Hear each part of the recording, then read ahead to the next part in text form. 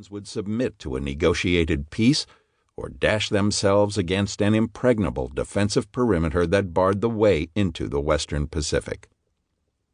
Far from cringing in desperation, as the Japanese imagined, the Pacific Fleet grew in confidence and strength in early 1942.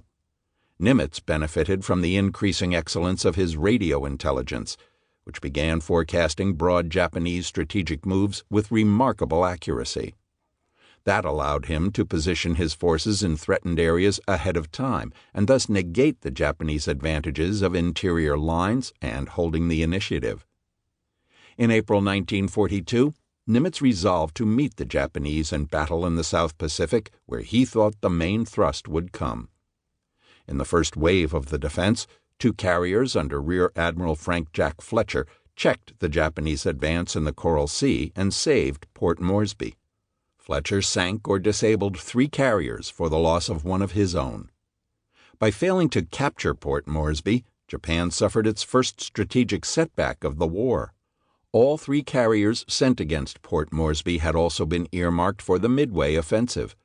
The U.S. carriers had shown up in the Coral Sea earlier than expected and fought well, but Yamamoto did not care, for he believed both U.S. carriers had succumbed there. Nagumo's 4 remaining carriers were sufficient for victory. The main difficulty at Midway seemed to be to induce the Americans to come out of Hawaii and actually fight.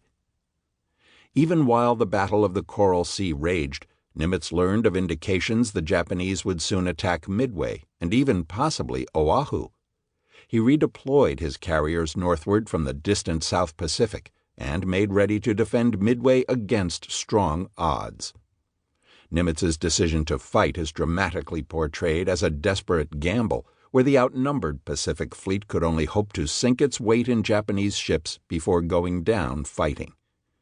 Yet he had strong reasons for optimism at Midway, because the situation certainly warranted taking a calculated risk. To advance to Midway, Japan must expose its precious carriers to several forms of counterattack, strongly abetted by the element of surprise. The U.S. carriers would finally enjoy a fairly strong, land-based air umbrella to report and engage the enemy, whereas the Japanese carriers lacked similar support. An admiral who wore the Dolphin insignia, Nimitz anticipated a stellar performance by his submarines. Moreover, he, unlike the historians, did not realize the full weight of the resources arrayed against him. A persistent Midway myth is that the intelligence picture was so perfect, like reading the actual Japanese operation order, that even the day and time of the initial attack on Midway was known well beforehand. In truth, Nimitz worked only from a broad outline of Japanese intentions and partial order of battle, absolutely invaluable as they were. The odds still favored Japan, but he had devised a careful plan and knew victory would pay enormous dividends.